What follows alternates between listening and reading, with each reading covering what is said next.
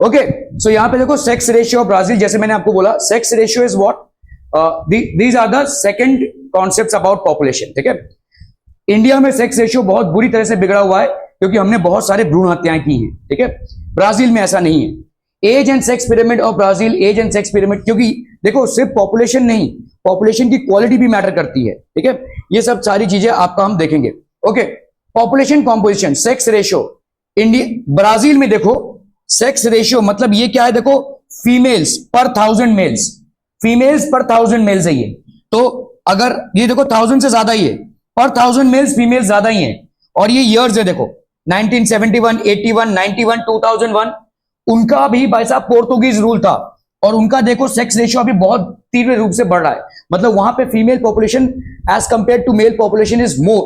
ठीक है, so this is how the population of Brazil would looks like. ठीक है, ये आपके ईयर्स हैं and this is the sex ratio, number of females per 1000 males, this is the sex ratio. ठीक है, okay, more than 1000 since decades, ऐसा नहीं कि अचानक भयानक में उनका पॉपुलेशन बढ़ा है, बहुत सालों से, बहुत पहले से ही, मतलब ऐसा नहीं है कि उनके पोर्तुगीज इन्फ्लुएंस की वजह से ये समझदारी उनमें आई है, बहुत पहले से ही उनका 1000 के ऊपर ही था। Number of females per 1000 males was always more than 1000 in Brazil, ये बहुत पहले से ही उनको ये समझ थी। ठीक है, so it's not that all of a sudden it happened, हालांकि हमको दिख रहा है कि 2001 और 2011 में सिग्निफिकेंट इंक्रीज हुआ है फीमेल पॉपुलेशन में। ठीक है, so they have not stop female population at all. Since 2001, there is a considerable increase in the number of women than men, and this is a healthy rate in which population is growing. ठीक है, India का sex ratio देखते हैं भाई साहब 960, मतलब per 1000 males, it was way back in 1961, 1940 sorry. और ये देखो भाई साहब ये ऊपर नीचे, यहां पे हम खेल रहे हैं, हम 1000 क्रॉस नहीं कर पा रहे, we are not able to cross 1000। So per 1000 males you will not have 1000 females for a very long time, for a long time it has been the same। यहां पे तो वैसा बिगनिफ आप देखो, यहां पे शुरुआत ही 1000 से ऊपर से हो रही है और यहां पे शुरुआत भी 1000 से कम से हुई है और एंड भी अभी तक 1000 से कम पे ही है हम। ठीक है, in spite of imposing strict laws still आपके इलीगल अबॉर्शंस हो रहे हैं। ठीक है, दिस इज एन इंडिकेटर। आपके भाई साहब किसी भी मैटरनिटी सेंटर में या हॉस्पिटल में लिखा ही हुआ है क्लियर साफ शब्दों में कि अगर आपने बच्चे की सेक्स जानने की कोशिश भी की, क्वेश्चन भी किया, ठीक है, तो भी आप गिरफ्तार हो सकते हैं, आपके लीगल कार्रवाई हो सकती है, कार्रवाई होगी। लेकिन फिर भी हो रहा है भाई साहब। ठीक है, this is an indication, it's not improving. अगर लॉ से ही इंप्रूव होता तो यहां पे आपका सिग्निफिकेंट ऐसा ग्रोथ देखने को मिलता, लेकिन ऐसा है ही नहीं। यहाँ पे तो विदाउट लॉ इंपोजिंग में ऐसा ग्रोथ है। ठीक है, this is a very unhealthy trend, very very unhealthy trend. It's going to impact in the long run, less than 1000। ठीक है, men out number women, men की संख्या वुमेन से ज्यादा है।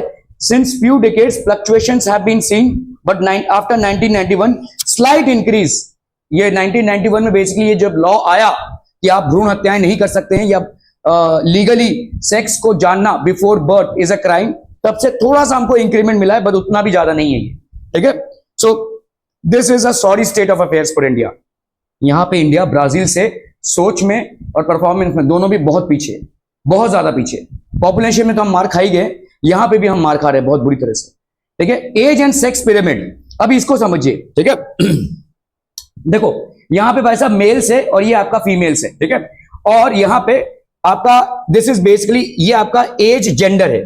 ठीक है, एज, ये आपका एज है, देखो 0 to 4 ऐसा, तो 0 to 4 में कितना मिल रहा है, देखो ऐसा। ठीक है, फिर आपका भाई साहब सॉरी 0 to 4, फिर आपका 5 to 10 ऐसा। This is basically age, proportion of age people is more. कहां पे, ब्राजील में। अगर आप देखोगे ब्राजील में एज लोगों का ज्यादा है, मतलब 65 प्लस में जो है पॉपुलेशन ज्यादा है। ठीक है, ये थोड़ा सा ड्रॉबैक है।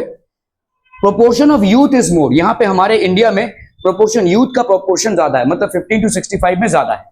ये एक पॉजिटिव है, लेकिन आगे चल के क्या होने वाला है, यहां पे भी एक बहुत बड़ा पॉपुलेशन एजेड पॉपुलेशन में आ जाएगा। जो आज की तारीख में यूथ है वो कल तो ओल्ड होंगे ही, और सिंस हमारा मेडिकल फैसिलिटीज बढ़ रहे हैं, सिंस हमारे वैक्सीनेशन बढ़ रहे हैं, तो ऑब्वियस सी बात है कि भाई साहब वहां पे आपका ज्यादा पॉपुलेशन हो जाएगा। Are we clear? ठीक है, ओके। सो हियर ब्राजील से हम थोड़ा सा आगे हैं, हमारा वर्किंग पॉपुलेशन ज्यादा है, but this is not going to last for long. ठीक है, population growth rate, declining rate of population growth. अभी आप देखो यहां पे किस तरह से पॉपुलेशन ग्रोथ रेट डिक्रीज होता जा रहा है, 3 से 0.5 पे आ गए ग्रोथ रेट ऑफ पॉपुलेशन। ठीक है, 1960 से लेकर 2000 तक अगर हम ग्रोथ रेट देखेंगे तो declining rate of population growth and population में not increase in the next 2 decades. मतलब यहां पे अगले 20 सालों में पॉपुलेशन गिरेगा, बढ़ेगा नहीं। समझ में आ रहा है ये? ठीक है, तो they have been significantly thinking about it, और इनको कोई लॉ जरूरत नहीं है, ये अपने आप से कर रहे हैं।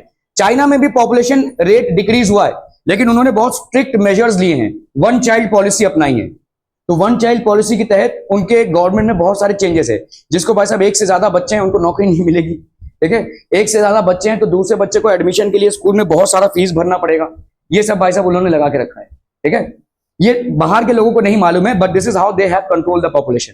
ठीक है, so declining rate of population growth and population में not increase in the next 2 decades.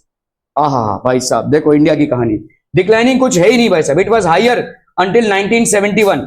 ठीक है, 1971 आपका यहाँ पे देखो ग्रोथ रेट 3 से कितना हो गया है, 0.5% हो गया। यहाँ पे भाई साहब 2 चल ही रहा है भाई साहब। देन इट इज स्टेबिलाइज, थोड़ा सा स्टेबिलाइजेशन हुआ है, लेकिन अभी भी काफी ज्यादा है। ठीक है, it will be far too long before we can see a significant decrease in the population. ठीक है,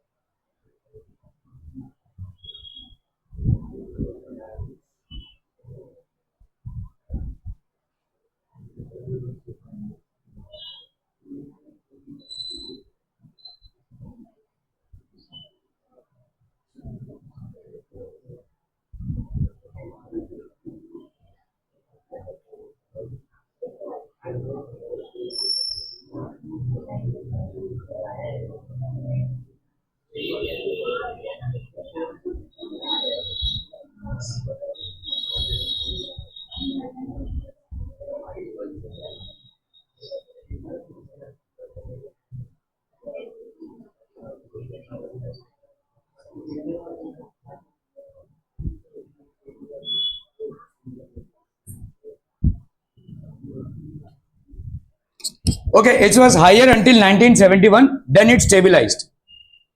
From 2001 to 2011 India's population increased by 18 crores।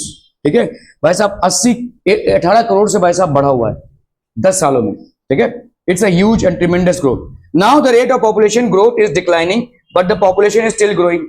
अभी पॉपुलेशन ग्रो कैसे होगा भाई साहब, आप समझिए किसी ने 20 बच्चे पैदा किए, अभी इन 20 में से अगर 2-2 बच्चे भी पैदा करेंगे तो एक फैमिली के भाई साहब हो गए कितने, 20 × 2 40, 40 और 20 60। मतलब उस फैमिली में अगर आपकी शादी होने वाली है तो वहां पे आप कार्ड भी नहीं दे सकते, विद फैमिली नहीं लिख सकते। 60 जन तो एक फैमिली से आ जाएंगे भाई साहब, है ना। तो कार्ड देंगे तो सिर्फ CS मात्रा के नाम पे कार्ड देंगे, CS मात्रा एंड फैमिली नहीं लिख सकते। समझ में आ रहा है ये? ठीक है, so that is how it is. ठीक है, तो अभी इसीलिए ये ग्रो हो रहा है। हाँ, हो सकता है कि अभी हम 8-10 बच्चे पैदा नहीं कर रहे हैं, लेकिन जो पहले से रायता फैला हुआ है, ठीक है, उसका और भाई साहब हर फैमिली में कम से कम 2 बच्चे अगर हो जाएं तो जो 20-25 पहले से पैदा होकर रखे हुए हैं, ठीक है। प्रॉब्लम क्या हो गया है, देखो सारा दोष हम इंडियंस पे भी नहीं दे सकते हैं। एक टाइम था जब 10 बच्चे अगर पैदा होते थे तो 5 मर जाते थे, क्योंकि we didn't have answers to most of the diseases. जैसे कॉलेरा हो गया, बच्चा मर गया, ठीक है, TB हो गया, बच्चा मर गया। आज की तारीख में जिन बीमारियों के हमारे पास इलाज अवेलेबल हैं या जिन बीमारियों के वैक्सीनेशन अवेलेबल हैं वो पहले नहीं था। ठीक है, तो 1920 के पहले हमारे पास बहुत सारे बीमारियों के इलाज नहीं थे। 1920 को the year of great divide बोला जाता है इंडिया के कॉन्टेक्स्ट में। 1920 जो है वो ईयर ऑफ ग्रेट डिवाइड है, क्योंकि ईयर ऑफ ग्रेट डिवाइड तक बर्थ रेट और डेथ रेट ऑलमोस्ट सेम था, जिसकी वजह से हमारा पॉपुलेशन ग्रो नहीं हो रहा था। जितने पैदा हो रहे उतने ही लगभग मर रहे हैं। तो बर्थ रेट और डेथ रेट आपका सेम था, जिसकी वजह से पॉपुलेशन अप्रोक्सीमेटली 20 करोड़ का था उस टाइम पे। 1920 के बाद मेडिसिन में इंप्रूवमेंट चालू हुआ, ठीक है, वैक्सीनेशन चालू हुए, तो बहुत सारे डिजीजेस जिसकी वजह से लोगों की जानें जा रही थी वो कंट्रोल में आ गई। आज की तारीख में और भी बहुत सारे डेवलपमेंट हुए, मेडिसिनल डेवलपमेंट। तो हमारा बर्थ रेट हमने सेम रखा, डेथ रेट गिरता गया। तो धीरे धीरे डेथ रेट आपका बर्थ रेट से काफी कम होता गया, ठीक है, जिसके वजह से आपको सिग्निफिकेंट इंक्रीज इन पॉपुलेशन देखने को मिल रहा है, ठीक है। So this is the reason that we have not adapted to the change, ठीक है। हाँ, ये जरूर था कि पहले अगर 10 बच्चे पैदा होते थे तो 5 मर जाते थे, इसीलिए शायद ज्यादा बच्चे पैदा करते थे लोग, लेकिन अभी वो सिचुएशन नहीं है, ठीक है। इसीलिए भाई साहब 10 बच्चे, अभी एक किसान यही सोचेगा ना कि भाई मेरे को अगर 10 बाहर से लोग लाने पड़ रहे हैं और उनको पैसा देना पड़ रहा है मेरे खेतों में काम करने के लिए, इससे अच्छा मैं खुद ही पैदा करके इन लोगों को एम्प्लॉय करूं, ऐसा ही सोच था। हम भाई साहब एक एग्रीकल्चर इकोनॉमी को बिलोंग करते हैं, तो ये सोच होना स्वाभाविक है। लेकिन जब अगर हम देखेंगे कि भाई साहब 10 में से 5 बचने वाला जो फिलॉसफी था वो फेल हो गया है, क्योंकि हमारा मेडिसिन जो है तो इंप्रूव हो गया है, लेकिन उसके साथ हमारा ये इंप्रूव नहीं हुआ। That's the reason we have basically failed miserably here, ठीक है। इट्स अ मिजरेबल फेलियर, ये अंडरस्टैंडिंग हमें आई ही नहीं, और आज भी हम जूझ रहे हैं, जूझते रहेंगे। कम से कम 50 से 100 साल हमको लगेंगे before we actually achieve anything closer to this. कम से कम 100 साल लगेंगे। We will take at least 100 years to stabilise, और वो 100 साल तक आपके जीवन में भी स्ट्रगल रहेगा, आपके अगली पीढ़ी में भी, उसके अगले पीढ़ी में भी आप स्ट्रगल देखकर जाएंगे। मतलब दादा दादी आप बन जाएंगे, तभी आप देखेंगे आपने नाती पोतियों को स्ट्रगल करते हुए। आप यही सोचेंगे कि यार हमारे जीवन में भी स्ट्रगल था, इनके जीवन में भी स्ट्रगल है, हम भाई साहब कंपटीशन के लिए मर रहे थे, ये भी भाई साहब वही हो रहे। लेकिन ये कहानी चलेगी, ये कहानी इतनी जल्दी अंत नहीं हो सकती, क्योंकि इसका हमने बहुत बड़ा अंजाम दे दिया है, ठीक है। So this is something that actually requires attention, ठीक है। So any questions so far? Okay, thank you so much for your valuable time today.